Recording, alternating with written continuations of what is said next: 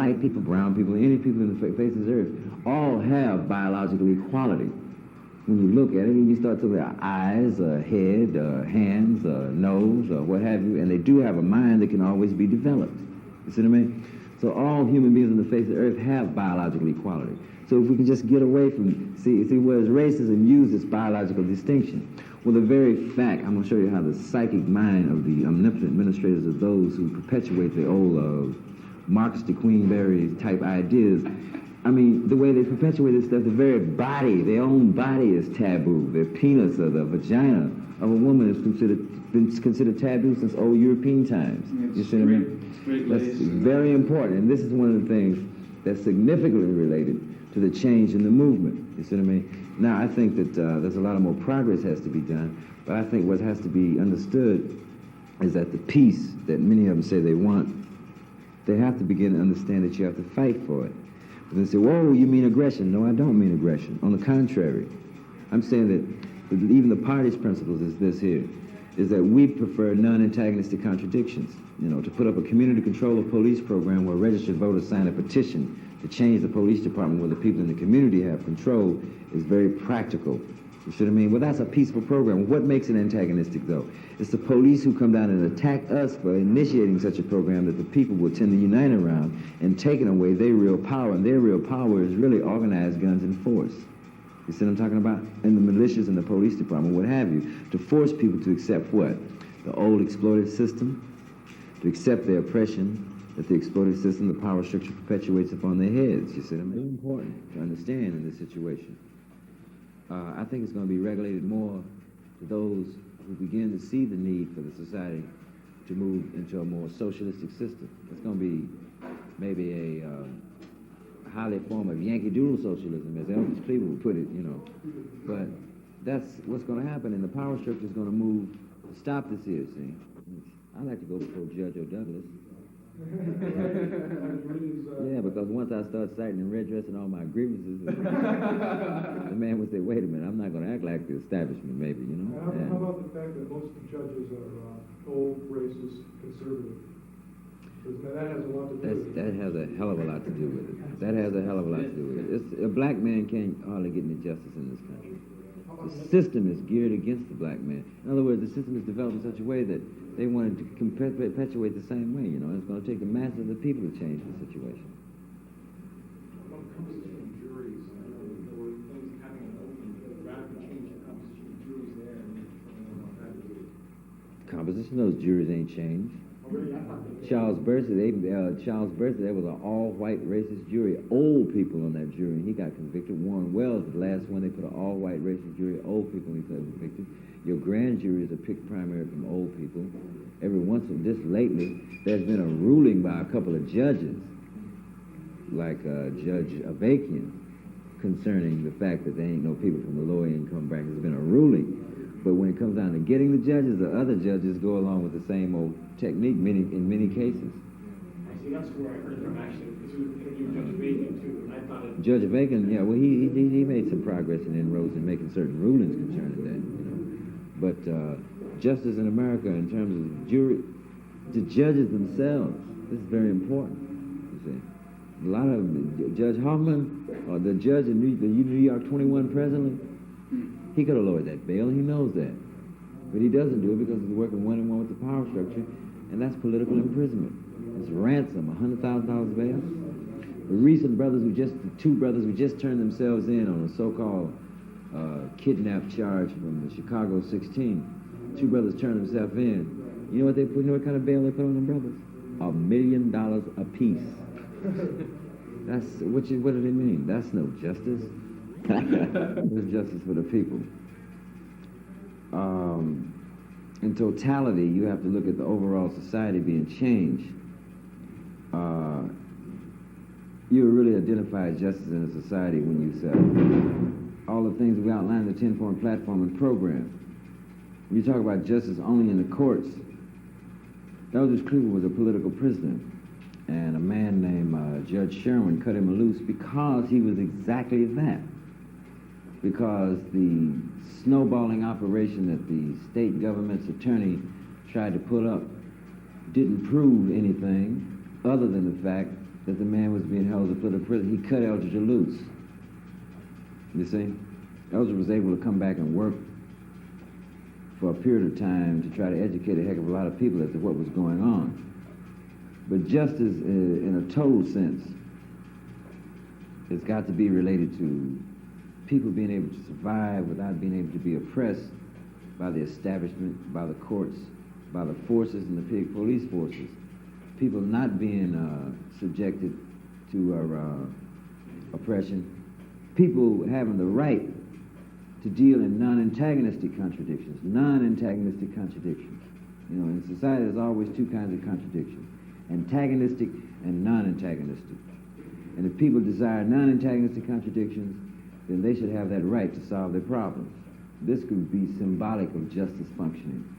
But when the police forces and racists and stuff like that attack people who are coming forward with correct criticism or criticism of some kind, and they attack these people and make the contradictions antagonistic, where there's bloodshed, then that's injustice. That's another total way of looking at injustice in society. You see what I mean?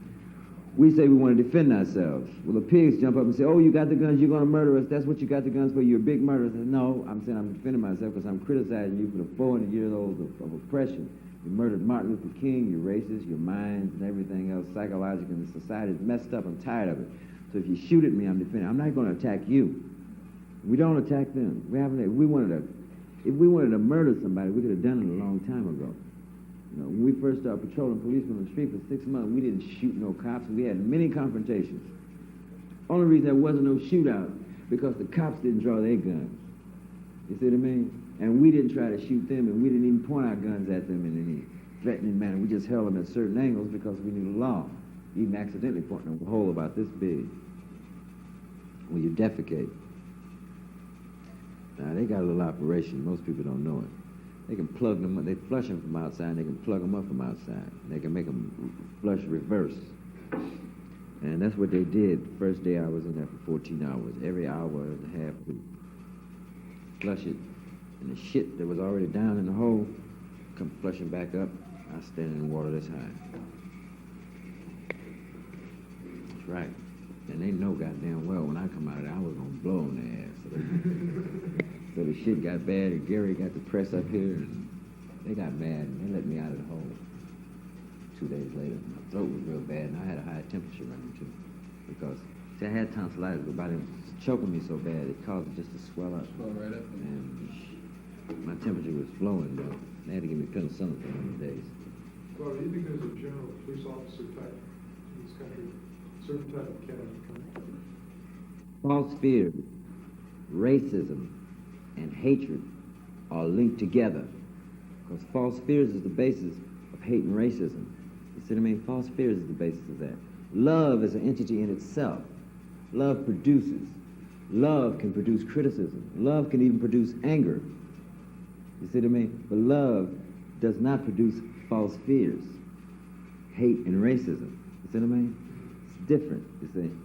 I think that hate, false fears produces racism or vice versa, what have you. They are products of each other. Because love is a production of that. If you're doing wrong, and if I care about you as a human being, I'll criticize you. You're wrong, man. You know better than that. Like mama loves child. Oh, he's going to fool around and get himself blown up if you keep messing with that gas stove. Bang, bang, bang. So the spanking is a form of criticism, you know, or scolding, what have you. Because mother loves child. You see what I'm talking about? The psychological makeup of a lot of cops is based around a lot of a sadistic mind on the one hand, and a false understanding of what life and survival is. The makeup of the mind, the same thing we told you about the military and thinking, relating violence and killing and stuff is noble. It's not. You see what I mean? But that's the basis of that shit, you know. When you start talking about racism and hatred, and even a black cop, they become sadistic. I can tell the difference between a black cop right here. We got one right here. His mind is so messed up as a crying shame. He's a sadist. A sadistic mind, you see. How do you deal with the psychic of the worker, you know? Or what's happening to the worker? What's going on with the worker when you talk about the psychological and sociological, internal and external forces? I think that in our endeavors in life and learning, we'll find in the past that people had a tendency only to deal with the real world, the bulk world, and a lot of people become educated to understand that they can deal with the micro world, the molecular structure of things. And one would say this doesn't have anything to do with anything else. Who would deal with the real world, and one who can deal with the micro world say this has everything to do with the real world. Process is not to abstract the absurd. I mean, we don't have to abstract this wall. If we talk about the molecular structure of this wall, we don't have to abstract about this wall, because this wall is still real. But black people, we say we're chained against this white racist wall, a white racist wall, a fascist wall. And we say that not only we're chained against, but many other people are chained against this wall of other colors. You know, even poor white peoples are chained against the wall of poverty and oppression. But in essence, I think that students have to understand, that people have to understand that we can't continue to go around thinking that trying to deal with something we can't stop all the time, such as a tornado, a hurricane, a tidal wave, etc., and many destructive forces, natural destructive forces. But there are many social destructive forces that we as human beings, if we treat people as humans, can change.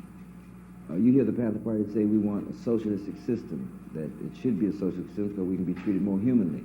We speak of male chauvinism. We know that male chauvinism won't be ended until we really establish a socialistic system. People say, well, what principle are you going to work on? The basic principle we're talking about is from each and every person according to their ability, and to each and every person according to their needs. And you need this principle to be established in a system so that if people can develop and people can treat each other more humanly. Like women say they want to end to male chauvinism. And I think they've got everybody knows they have a good argument, in fact. Because all they want to do, they're learning they know how to define their freedom, their equality, in terms of human equality, of treating people human. You know, we all have biological equality, hands, nose, eyes, ears, minds that can be developed. Everybody has that. But there's a social inequality, social injustice.